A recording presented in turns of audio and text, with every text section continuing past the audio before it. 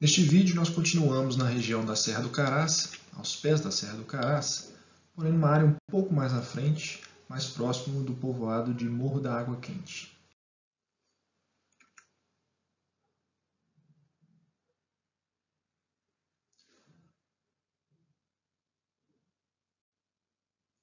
Nosso último ponto então foi na Chapada da Canga, mais em direção ao embasamento, em direção ao município de Catas Altas, encontramos uma série de depósitos fluviais remanescentes de um nível de terraço já bastante descaracterizado. Seus fragmentos são observados dispersos, não só pelos processos erosivos naturais, como também pelo desmonte antrópico devido à exploração de aluvião nessa região. Esses depósitos estão inseridos em uma bacia relativamente pequena, que tem suas cabeceiras na Chapada da Canga. Do outro lado, a elevação da Serra do Caraça. E no divisor oposto, as próprias rochas do embasamento cristalino.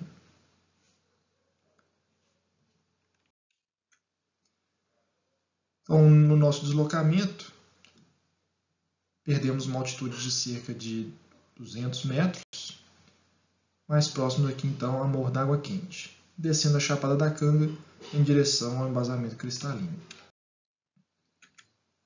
Então, não mudamos muito em relação ao contexto litoestrutural do ponto anterior. Agora, no entanto, ao invés dos sedimentos da formação Fonseca e sedimentos da formação Chapada da Canga, vamos encontrar sedimentos mais jovens, sedimentos quaternários, em termos de embasamento, o embasamento cristalino. Em termos litoestruturais, então, em maior detalhe, um contexto bem semelhante ao ponto anterior. Agora, no entanto, estamos aqui investigando essa área de alúvio, de acumulação de sedimentos quaternários. Esses fragmentos, então, resíduos de um nível contínuo de deposição fluvial, estão situados aí alguns metros acima da rede de drenagem atual, demonstrando que após a sua formação houve um período de encaixamento, que inclusive atingiu o substrato rochoso em relação ao nível da planície de inundação atual. E esses depósitos chamam a atenção principalmente pelo fato de que eles também apresentam-se cimentados por oxidróxido de ferro. Então, mais uma vez, temos um material aluvial cujo espaço poroso é preenchido por oxidróxido de ferro, dentro de um processo semelhante à formação dos materiais da Chapada da Canga, relacionado à flutuação do nível freático em um ambiente de fundo de vale. Então, em algumas amostras é bem nítido a presença dos clastos arredondados, polidos, típicos de um contexto fluvial, com um transporte eficiente, e entre o espaço poroso, as precipitações de material ferruginoso. Nesse outro ponto, um pouco mais à frente, fica mais clara a associação daqueles materiais com um patamar relativamente preservado nesse ponto, associado a um nível de deposição fluvial abandonado, um terraço fluvial. De onde a imagem foi tirada, encontramos resíduos de um outro terraço mais antigo, nesse caso, na verdade, sem morfologia preservada, então um nível deposicional descaracterizado, e lá no fundo do vale a planície de inundação. Então esse seria o arranjo dos níveis deposicionais fluviais desse vale. Um nível deposicional 3, mais antigo, situado por volta de 36 metros acima da drenagem atual, composto basicamente por um conglomerado ferruginoso, já bastante fragmentado, bastante residual, e sem mesmo a presença de material fino, comumente associado à planície de inundação, sobreposto a esse material mais grosso. O nível 2 é o nível dos depósitos que estamos analisando, esse também composto principalmente por um material de um conglomerado ferruginoso, porém também com sobreposição de um material mais fino em alguns trechos, em alguns pontos. E o nível 1, o nível de planície de inundação, junto ao curso d'água lá no fundo do vale. Agora, a fonte desses materiais é curiosa, porque na realidade, quando observamos ao longo do vale como esse material se distribui no vale desse curso d'água, isso demonstra que foi formado um nível de sedimentação bastante significativo. Um nível que seus resíduos são encontrados nas duas margens do canal, nas duas margens do vale, e ele se estende por uma área bastante significativa. Só que este curso d'água ele é relativamente pequeno, o que chama atenção pelo volume de sedimentos acumulado. E também chama atenção sobre qual seria a sua área-fonte. É pouco provável que a sua área-fonte seja a própria Chapada da Canga, porque os materiais não são compostos aqui por fragmentos de canga desmantelados e recombinados. Mas são clastos mesmos fluviais, bem trabalhados, que são posteriormente cimentados no ambiente de fundo do vale. Também é muito pouco provável que a sua área-fonte sejam os itabiritos no sopé da Serra do Caraça.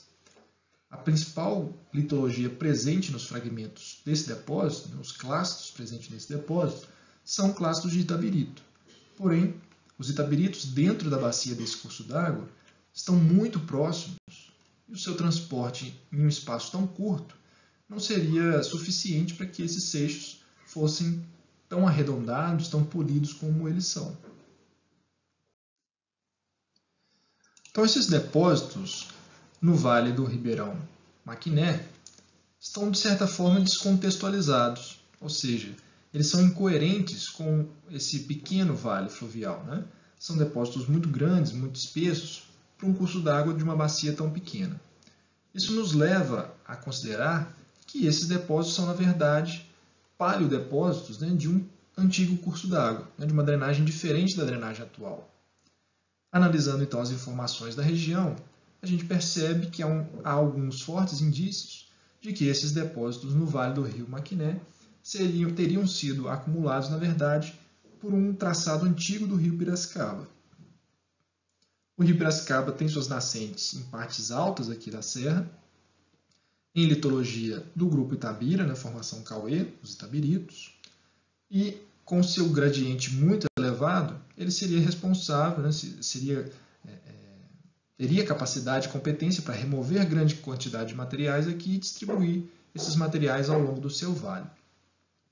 Porém, a gente pode perceber que entre o traçado atual do rio Piracicaba e o Ribeirão dos Coqueiros aqui, o divisor de águas é praticamente inexistente. Não há um interflúvio bem marcado entre esses dois cursos d'água. Não há uma elevação significativa entre eles, o que reforça a possibilidade de que, na verdade, esse trecho sem drenagem seja um vale seco, decorrente do processo de captura fluvial. Outra característica marcante é essa inflexão da drenagem ao longo do rio Piracicaba, que corre primeiro para nordeste, depois muda abruptamente para sudeste e segue, mais uma vez, grosso modo, para nordeste, contornando, de certa forma, a Chapada da Canga. Como nós vimos no ponto anterior, a Chapada da Canga ela não é contínua. Pelo contrário, ela tem níveis mais alçados, níveis mais rebaixados, alguns basculados, o que sugere uma atividade neotectônica. Então, parte dessa atividade neotectônica poderia ter sido responsável por alçar alguma parte dessa Chapada da Canga, fazendo com que o rio Piracicaba fosse então desviado para sudeste. Ao não conseguir romper, dissecar esse bloco em surgimento, teria sido desviado então para sudeste. Um outro indicativo dessa possível captura é esse conjunto de rupturas de declive no perfil longitudinal do rio Piracicaba. Aqui ele desce então vários degraus em um trecho muito curto, o que revela um ajuste recente a um novo nível de base. Então, fugindo de um perfil marcadamente côncavo, mais suave, ele tem variações abruptas na sua declividade, o que geralmente pode revelar também um ajuste recente a um novo nível de base. Uma outra área mais ajusante, nesse mesmo curso d'água, também afetado aí por algumas rupturas de declive, mostra um padrão bastante diferente. Enquanto nessa área que nós estamos, nesse ponto que nós estamos, basicamente encontramos níveis deposicionais escalonados, como mostrei numa figura anterior, nessa porção de jusante, basicamente não há níveis deposicionais abandonados. Há somente uma planície de inundação bastante desenvolvida. O que poderia sugerir, então, nesse trecho mais de jusante, uma possível subsidência, um movimento negativo, favorecendo a acumulação de materiais nessa porção. Nessa outra porção, um movimento de soerguimento que propiciaria dissecação, acabaria levando à dissecação da drenagem e o abandono dos níveis deposicionais. Esse é o trecho, então, de jusante, com um vale bastante amplo, e um fundo de vale preenchido por sedimentos, compatível, então, com um possível movimento subsidente nesta área mais ajusante. Uma outra possibilidade pode envolver mecanismos não ativos, não uma neotectônica para explicar essa captura fluvial, mas mesmo um controle passivo. O rio Piracicaba vem mais ou menos bordejando a Serra do Caraça e passaria então parte do seu curso por sobre a Chapada da Canga. Como nós vimos, a Chapada da Canga, por essa cobertura de canga, no material bastante endurecido, com uma resistência geoquímica e mecânica significativa, acaba segurando a topografia, impedindo um processo de dissecação, de incisão vertical mais bem marcado. Então, o rio Piracicaba, nesse percurso, teria dificuldades de aprofundar o seu leito ao cruzar esse material, porém, outros cursos d'água fora da Chapada da Canga, drenando áreas de embasamento cristalino, poderiam então conseguir recuar suas cabeceiras mais que o rio Piracicaba consegue recuar aqui o seu divisor comum. Essa drenagem, então, avançando sobre o rio Piracicaba, devido a essa dificuldade de secar, de aprofundar o seu vale aqui, poderia ser responsável, então, por essa mudança brusca de direção do rio Piracicaba, que passa, então, ao invés de continuar seguindo nesse traçado, passaria, então, por uma inflexão e correria em direção diferente, contornando, de certa forma, a Chapada da Canga. Então, nesse processo de rearranjo de drenagem, podemos considerar tanto um contexto tectônico, ou neotectônico, uma atividade tectônica ativa, movimentando de forma diferencial alguns blocos, forçando um desvio do rio Piracicaba, como também a resistência dos materiais ser um condicionante principal. Então, um processo relacionado a fatores passivos, nesse controle da rede de drenagem.